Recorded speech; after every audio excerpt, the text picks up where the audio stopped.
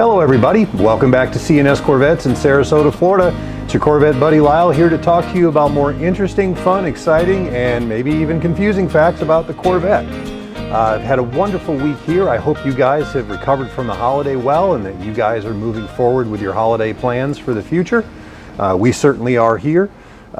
Before we get started, if you would take a moment to like, subscribe, share, do all the things down here.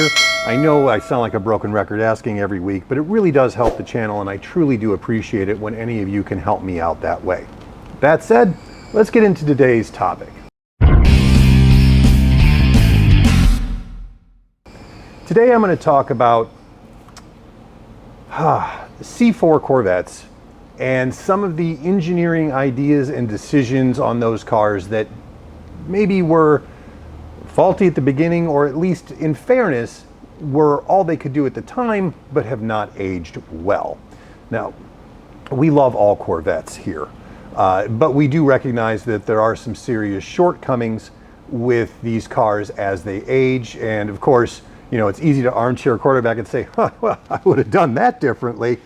But these are the main things. I actually sat down with Steve, the owner, and we brainstormed about this a couple of days ago, about on a C4, what are the things that we like the least about those cars. You know, I'm more than willing to talk for an hour and a half about the high points of C4s, about how they feel very special, they feel purpose-built, they're unlike driving other cars.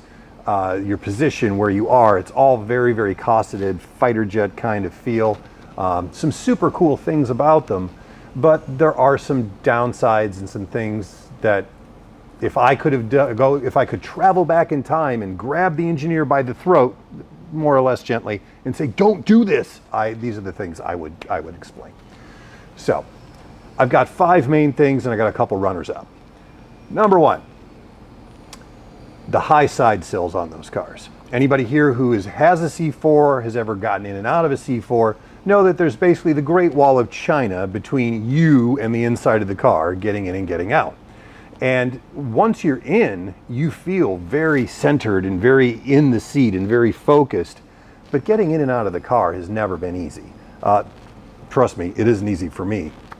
But it is, again, this is one of those that was a product of the engineering. They wanted the car to have a particular drag coefficient. They wanted to have a certain height, a certain width, and they wanted to perform really well on the track, especially coming out of the kind of slow grand tour thing that the C3 had become with the low power and kind of the softly sprung this, and they weren't sports cars anymore, at least not in the way that Zora Arkus Duntov or the people from the 50s, 60s, and 70s would have, or early 70s would have thought of as a true sports car. So that's why they developed the C4 at the racetrack. That's why it was so taut and so comparatively precise in its handling to the C3 and other sports cars of its day. And one of those necessary compromises they had to make engineering-wise was to put the frame rails on the outside of the driver. So when you're sitting in the car, the frame rail is not below you, it's actually next to you, which for crash safety, yeah, awesome, but it just really reduces the ease of usability of the car.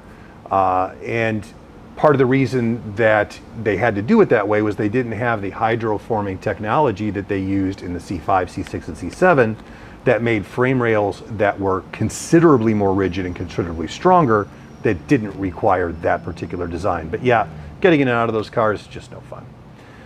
Number 2 of the things that I would have avoided, the Opti-spark. And I know I've talked about it in many other videos regarding the C4s and things to watch out for, danger areas, this, that, or the other. So going from the traditional distributor, you know, the rod going down into the back of the intake manifold, the back of the block, and had the spinning, you know, distributor rotor under the cap, and it fired as it went around and hit all the... They've been doing that for, let's see, that would have been, what, 60 years at that point? It worked. It was all right. But it did limit their ability to get more precise timing, especially with computer control out of the engine. So GM developed this optically driven distributor. So if you can imagine these 2 super thin metal discs with counter rotating each other, And one had 8 slits and one had 360 slits with a laser shining through them. And every time a slit came, every time a slit passed like this, it would fire and fire and fire. And it was a really, really avant-garde idea at the time. I mean, this was cool stuff. This was way out there. And the only Achilles heel this had, the only possible kryptonite to this system was water intrusion, because these were very thin metal discs. Metal, water, rust. Rust expands, closes up the little openings, and now the laser can't get through. Problem, right? So in their questionable rush to get this done, they decided the best place to locate this was directly below and behind the water pump. The water pump, right? Need I say more? Okay, so enough on the Opti-spark. Another problem that you see in these cars that was a product of his time is that all of the interior all the interior panels in the car were all black ABS plastic, and they were all held in with screws, okay? I can't tell you how many Phillips head screws are in the interior of a C4, but I can tell you it's about this many. And as those cars aged, and as the chassis flexed, and as the plastic got more brittle with sun exposure, UV exposure, heat, all that, they would start to squeak and rattle and when you go down the road. And so car owners would think, what I need to do is go through with my trusty Phillips screwdriver and tighten all of these screws to stop these things from squeaking. Evidently, they've loosened up. Unfortunately, what they did at that point was, because the plastic was brittle, all of those little screw mounting holes that were kind of radiused and supported on the back and strengthened, they would tighten them down nice and tight, and they'd break the plastic, thereby creating a whole bunch more new squeaks and rattles and annoying noises. In the C5, 6, 7, we got away from this with a new technology. Good example, this is a A-pillar for the windshield trim on a C5. And you can see in here these little clips, right? So there are slots in the steel windshield frame that these actually snap into, and when you need to pull this off, you unsnap them. You can do that over and over again, and it won't break. And these don't squeak, they don't move, they don't fail, mostly. And it's a much better technology, and that's why C5, C6, C7 interiors are much quieter and less squeaky places than the C4. Okay, number 4, the bolt-in Targa roof panel. Now, we all love the idea of being able to have a convertible when we want one, and a coupe when we want one. That's always been one of the great things about the T-tops starting in '68 all the way through to the C8 of today with the removable roof panel. You don't have to have a convertible in order to have sunlight and wind in your hair. If you had hair, have wind in your hair. It's a really cool concept. And in the C3s, the tops were easily removable with a flick of 1 or 2 latches, depending on the year. The tops come off, and they didn't really have a great solution of where to put those tops, but it was easy to do. With the C4, and because of the way the chassis was designed, that aluminum frame that held that top was actually a structural member on the car, which is why you had to have bolts with a little ratchet with a big Torx end on it to actually bolt that top to the car. So let's say you decide, it's a really pretty day, I'm gonna go for a cruise, I'm gonna take my top off, the top of the car, never mind. Okay, so you're like, all right, I'm gonna take the top off. So you get your tool and you go around all 4 bolts and you get them all loose, and then you take this top off the car, which wasn't terribly light and was about, yay wide. So unless you're my size, it was a 2-man job. Otherwise you're gonna drag it along your paint, which nobody wants to do that. And then you put it in the back of the car and it's fine. The problem became when that beautiful day that you went out driving in all of a sudden turned into a not so beautiful day and started raining. Because it wasn't just a matter of, pulling over, pop the trunk, throw the top on, latch, latch, latch, like you do on the modern Corvettes. You had to get in there with your wrench and tighten everything down while it's raining. The bigger problem as the cars aged, it kind of connected to this, was that the chassis always had a bit of flex, okay? And as those cars aged and got older and people ran over railroad tracks and tree roots and stuff. Now that chassis flex has gotten to the point where it was stressing the tops enough to where the acrylic, like especially the clear glass tops, acrylic tops, would start cracking, even brand new ones that were professionally installed. It is not a design that's aged well, and it was a design that never had much utility. And that was what stunk about it, because it is so nice on your C5, 6, 7 to just pop the top, throw it in the trunk and go, and be able to put it back on the car in the same amount of time, in 20, 30, 40 seconds by yourself, because it's smaller, lighter, and easier to handle, and get down the road. That's just, I know they had to do it because of the way the chassis was, but at the same time, it has not aged well, especially with all of the better variants that we've seen. Number 5, the center console door hinge design. Now, you're saying, Lyle, you're getting pretty choosy here. I'm like, well, bear with me. In all the C4 Corvettes, you basically had two main designs. You had the 84 to the 89, which is kind of a more rectangular, standard looking center console door that you opened and closed. And then you got to the 90 to 96, and it was more elongated and molded and looked a lot more special, a lot more, purpose built for the car. Here's the problem. Let me grab it for you. This is a console door for a 90 to 96. This is the 90-degree hinge that bolted to the console. So, let me get this angled the right way for you. Okay, there we go. So when you open the door, this hinge stayed straight and this opened. Here's the problem. Because it was only a 90-degree hinge that didn't allow for the clearance of this edge, almost every one of them is doing this, peeling up on the side, because every time you opened this door, this edge was hitting the top of the side console trim and stressing it and pulling it out. And since it is only vinyl over closed-celled foam, it would be ruined in the first month or two you own the car.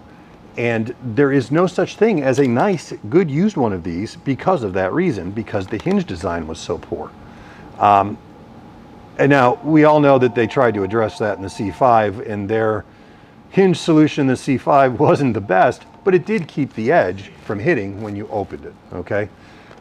This just seemed like one of those projects that was done by a college student who maybe stayed out too late the night before and had it due at 8 a.m. in the morning and had to do it like when he got up while he was brushing his teeth going, oh yeah, this will work. It was just poor execution, and I'm disappointed in that. All right, those were the top 5 things we came up with. The 2 runners-up that I would kind of take issue with on the C4 were, first of which was the LCD gauges. Now, when the 1984 came out with that full suite of LCD lenses, gauges, and the suite, I mean, it was Knight Rider, man. This was Star Wars futuristic. It was really, really cool to look at. It wasn't so cool to drive with, okay? Everybody is very comfortable with analog gauges and how they work. And it was intuitive. You could just kind of just glance and know where you were at because you knew your gauges. That's why all of the German manufacturers, Porsche, Mercedes, BMW, they all stayed with analog gauges, even though they had the technology certainly to do this same kind of thing, but they knew that there was a mental connection and relationship visually with the gauges that allowed you to check them instantaneously, know what was going on, and get your eyes back on the road. Even when you're used to the LCD stuff in the C4, especially the early C4, you still have to actually look at it and be like, yeah, that's what I'm looking at. But that takes too long. It just wasn't completely intuitive. Also, anytime GM goes to bleeding edge technology, like, man, this is the first time we've seen this in the automotive industry. The 2 cars that they usually featured those advancements in were, obviously, the Corvette. And maybe you don't know this, but the other one was the Buick Riviera. And that was where they would always put out their new cool toys as far as options and gauges and lighting and stuff to see, just because we want to be at the forefront with these 2 models. It didn't age well. The technology was at the forefront at the time, but because of the way electronics moved so fast in their development, it quickly became something that wasn't as avant-garde and was passé by the time 1990 rolled around, which is why they did the other gauge cluster, which, if you'll notice, look at a 1990 to 96 gauge cluster, instead of all LCD gauges, it has a little LCD gauge in the middle, right, with the speedometer and your mileage and your fuel, but everything else went back to analog because it was easier to read and people felt more comfortable with it. Then moving into the C5, the C6, everything went back to analog fully with little message centers on the side and maybe a screen over here to do your radio or your navigation or whatever. But it went back to traditional analog gauges because that's what people connect with, and they just work better, especially in high-speed situations where you only have a fraction of a second to check your gauges. Finally, second runner-up on this one was the Bose Gold stereo system. This is another one of those things that technologically at the time was way, way, way futuristic. So you think about it. I remember my parents had a 1982 Ford Granada, and it had a tape deck, which was big for our family, and it had 4 really small speakers, about that big, in the car, and it was very simple. There was no amplifier, there was no, it was very simple. It sucked, but it was simple. Starting with the 84 Corvette, you got the Bose Gold system, which also had 4 speakers, but each of which had its own individual amplifier built into it. So that's 4 things to fail instead of 1 main amplifier to fail. You can see where that's a problem. Also, as that system evolved, when they introduced the 1990 with the new updated interior, you had the really cool, color-coded, big, chunky Bose Gold radio there in the middle with the CD player, the tape deck.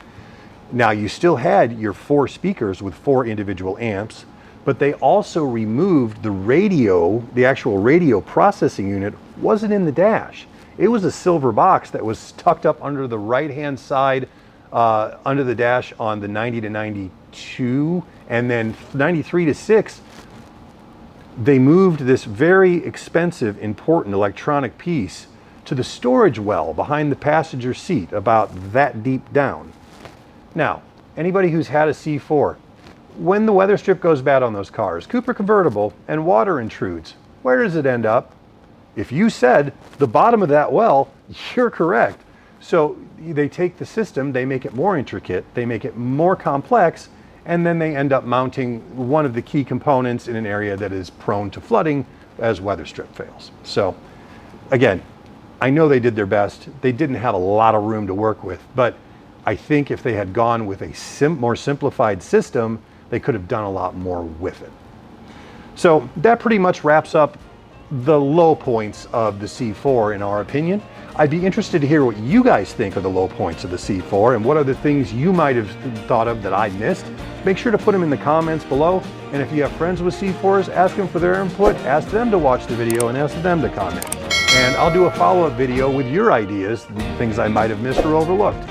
I hope you've enjoyed this. I hope you found it informative. Have a wonderful weekend. I'll see you real soon.